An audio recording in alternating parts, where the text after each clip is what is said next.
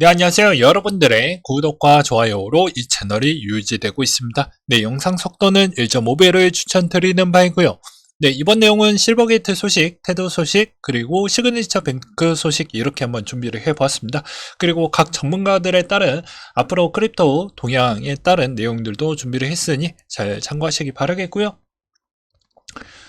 이번에 실버게이트 금요일 기준점으로 반등이 나왔습니다. 아마 단기 저가 매수세로 들어왔다고 하는데 아마 단타용일 것 같고요. 최근에 분위기를 보게 되면 재밌는 점이 코인 시장의 하락폭이 그렇게 또 크지는 않았습니다. 잠깐 녹화 기준점으로는 그렇게 또 크지 않았고 오히려 나스닥은 상당히 반등이 좀 세게 나왔는데 같이 동조화되는 형상은 또 보여주지 못했어요. 그 이유는 뭐 개별 악재 소식이라고 보는 게 맞겠죠. 그러다 보니까 아무래도 실버게이트에 따른 파트너십 관계가 다 깨졌기 때문에 실버게이트의 앞으로의 동향은 좀 많이 힘들어질 것으로 보여집니다. 네, 아무래도요. 그래서 아마 대부분 생각하고 있는 게 이 구원투수가 언제 등장할 것이냐. 이것도 상당히 중요하게 될 것이고요. 만약에 안 나온다라고 하게 되면 이것도 좀 어려울 것 같습니다. 왜냐면 실버게이트 쪽에서 주력 매출이 대부분 이 은행거래소 네트워크 SEN이라는 이쪽에서 거의 다 나왔거든요. 근데 이게 파트너십이 다 끊어진 상태이기 때문에 뭐 파산은 거의 수순이라고 보는 게 맞겠죠. 네. 근데 시타델이 만약에 이걸 구원투수로 등장을 하게 되면 아무래도 이제 판도가 좀 달라지겠죠. 바이낸스를 더 견제를 할 수 있을 만한 여력이 또 되고 또 그렇게 되니까요. 그래서 이제 SEC 관계자, SEC 바이낸스 US 미등록 증권 판매 거래소로 보고 있다라는 내용이 또 나와주기도 했었고, 그 다음에 BUSD 이런 내용들이 또 논란과 문제가 좀 나오니까 어쩔 수 없이 미리 다 일단 또 거래 지원 중단을 또 해버렸습니다. 그러니까 그런 걸 보게 되면 강력한 라이벌 부분에게 다 사전적 차단을 해버리는 역할로도 볼 수도 있겠죠. 그러니까는 이 내용이 앞으로 어떻게 진행이 될 것이냐. 근데 답은 정해져 있어요. 아마 이게 주력이었기 때문에 쉽진 않을 것 같습니다. 그래서 거의 파산될 확률이 매우 높고요. 만약에 인수를 하게 되면 경쟁사한테 넘어가니까 이 판도도 잘 봐야 되겠죠.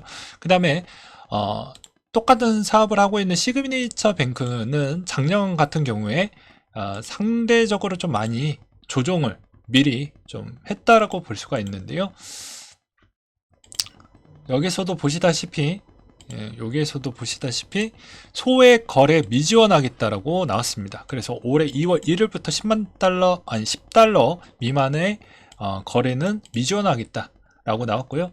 그리고 이때도 시그니치 1분기 중간 재무 업데이트 발표도 예치금 잔고 8억 달러 정도 감소가 됐고 고객 관련 예금은 지금까지 1분기에 15억 달러 정도 감소를 했다라고 나와져 있습니다.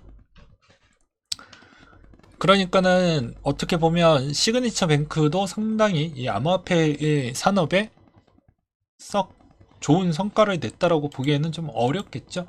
그 다음으로 이제 자세한 내용을 보게 되면 앞으로 시그니처 뱅크 같은 경우에는 루나 사태, FTX 사태를 좀 받았기 때문에 이 영향성으로 인해서 이제 15%대까지 좀 줄이겠다라고 나왔습니다. 그리고 예금 축소 부분도 이제 스테이블 코인 비중을 확연하게 거의 없애버리겠다 정도까지 파격적인 내용이 나왔는데요. 그 이유는 작년 9월 기준점으로 은행의 예금은 136조 원으로 이 가운데 23.5%가량이 가상자산으로 관련이 되어져 있다라고 되어져 있었기 때문입니다. 그러면 이제 단순 계산을 해본다라고 하면 아무래도 뭐 한 30조 원이 조금 넘는 돈이 좀 되겠죠. 네, 그렇게 볼 수가 있겠고, 그 다음에 추가적으로, 그럼 시그니처 뱅크의 재무 형태는 좀 괜찮을까? 이거 궁금해 하시는 분들도 계실 거잖아요. 그래서 실버 캐피탈 같은 경우에는 시가총액이 2천억 원인데, 시그니처 뱅크는 그 덩어리가 좀 큽니다. 10조 원 정도가 되거든요. 그래서 이제 시그니처 뱅크의 재무 비중을 좀 보게 되면 대차 대조표 일단 먼저 보도록 하겠습니다. 일단 단기 차입금, 장기 차입금 이런 형태의 구도가 좀 정상적인 구도이고요. 부채가 생각보다 좀 더 많아졌습니다. 143조 원 정도가 찍히게 됐습니다.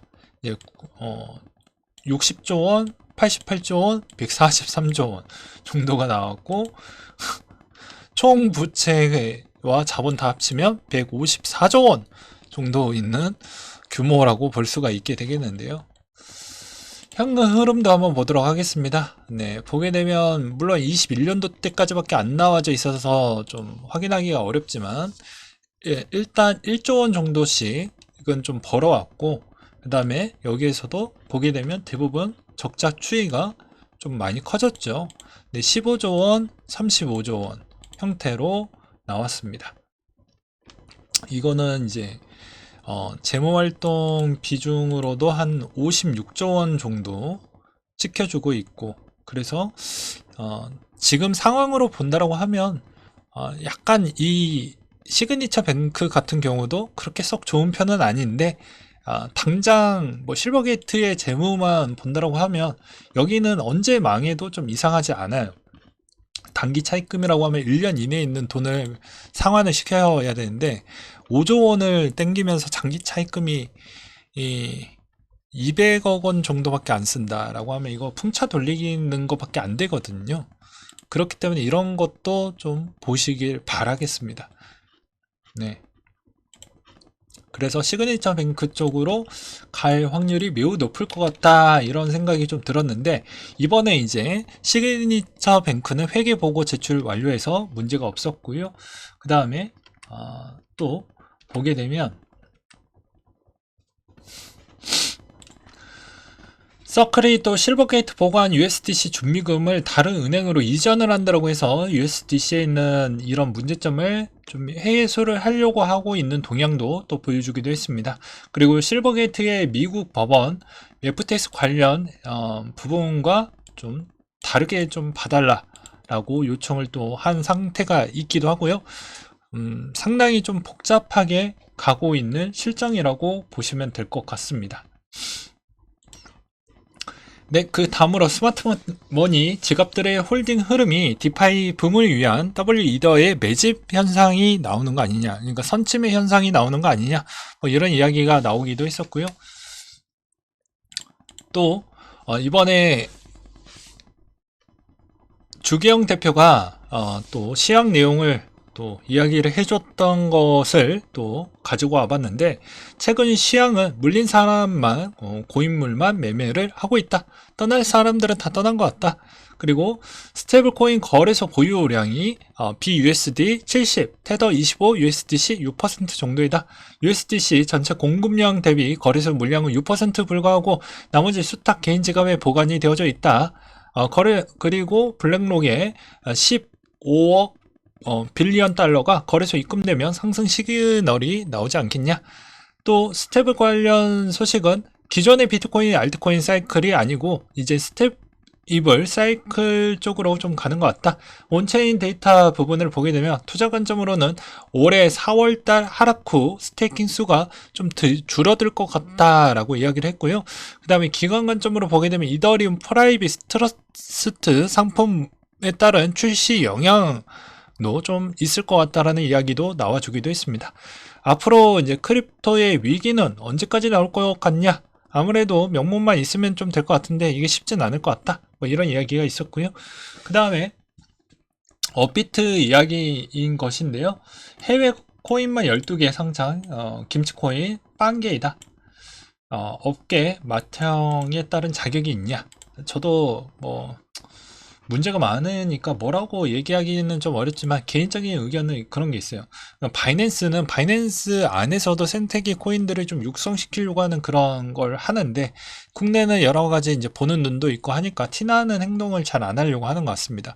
그러니까 업비트에 그래도 좀 한 가지 딱 바램만 있다라고 하면 좀 좀 성장 가능한 코인을 빨리 상장을 시키는 게 우리한테도 좀 좋다라고 보는 입장이에요.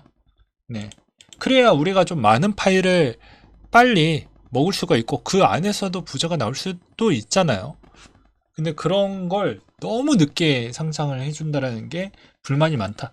특히나 뭐 스냅샷을 찍고 그 코인을 다시 받을 때까지에 있는 과정은 다 설거지 되고 나서 항상 하는 게 너무 불만이 많았다 라고 볼 수가 있겠고, 증권사 가상자산 실명 계좌 허용 안 한다, 이것도 저번에 설명을 드리기도 했었죠. 그래서 금융당국은 이걸 허용하기에는 좀 어려울 것 같다라고 이야기가 나왔고요. 그 다음에 업비트 코인 전반 김프가 조금 껴져 있다라고 하니까 조심하시기 바라겠습니다. 여전히 비트코인 공급량의 67%는 1년 동안 움직이지 않고 있고요. 최근에 이제 테더에 따른 문제점이 계속해서 부각화가 되어가고 있는 실정입니다. 여러 회사 임원들의 이름으로 이제 차명 계좌를 써서 좀 너희 쓴 거 아니냐, 이런 내용이 나왔는데, 월스트리트 기사에서 나왔던 내용인데, 테더 측의 이제 주장은, 야, 너희 제대로 좀 확인하고 좀 썼으면 좋겠다, 오해에 따른 소지가 있는 것 같다, 이렇게 나와주기도 했습니다. 근데 이 내용을 좀 보면서 느낀 점은 뭐 이런 게 있었어요. 아무래도 또 수혜자가 작업치는 거 아니냐, 이런 생각이 좀 많이 들었고요. 그 다음에 체인링크 레이어 2 베이스 테스트넷의 가격 피드를 지원하겠다라는 내용이 나왔습니다.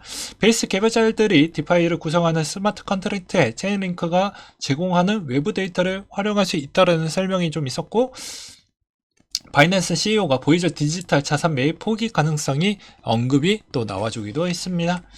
그 다음에 오디널 부분과 STX 부분에 따른 내용을 제가 짤막하게 한번 또 준비를 해 봤는데요. 요즘 STX 코인 관심 있으신 분들도 또 있어서 준비를 했습니다. 여기서도 이제 보게 되면 대표적으로 STX 히로 지갑의 오디널 NFT 비트코인을 공식 지원한다라고 해서 좀 연결적 고리관계를 발견을 했고, 그 다음에 이에 따른 블록 정체 현상이 이루어지기 때문에 해결할 수 있는 건 STX에 따른 수요가 늘어나기 시작을 했고 가격 상승을 이끌 것 같다 라는 내용도 있었기 때문에 잠깐 한번 멈춰 보시고 쭉 읽어 보시길 바라겠습니다. 그 다음으로 암호화폐 시장은 곧 추가 하락이 경험할 것 같다, 이 내용도 어느 정도는 저는 좀 납득이 될 것 같은데, 실버게이트가 현 상황에서 주력 매출이 나오는 게 다 차단이 됐기 때문에 구원 투수 없으면 힘들어요. 네. 그리고 대부분 시그니처 뱅크가 쪽으로 좀 파트너십을 변경하려고 했던 주력 거래소가 몇 군데가 좀 눈에 들어왔는데, 그런 점만 본다라고 해도 이미 대충 각이 보이죠. 그래서 현재 비트코인 온체인 차트 기준으로 보게 되면 보유자 판매 증가를 보여주고 있다. 더 나아가 3개월 보유자 거래소 입금은 6월 이후 최고치를 기록을 해주고 있다. 그래서 스테이블 코인의 유출이 증가하는 것을 목격하고 있으며 시장의 가격 상승을 뒷받침해 줄 수 있을 만한 여력이 보이지 않기 때문에 이런 점도 좀 봐야 된다. 그리고 또 비트코인, 이더리움, 바이낸스가 합쳐서 시가총액의 약 65%를 또 차지한다고 하니까 이런 것도 알고 계셔야 되겠죠. 마지막으로는 이런 내용을 또 준비를 해 보았습니다. 네. 자, 미래가치 높은 종목의 초기에는 마이너스이지만 곧 힘은 크게 나올 것이다. 그러니까 여기에 정체되어져 있는 구간이 길면 길수록 파급력이 셀 것이다 라는 것인데요.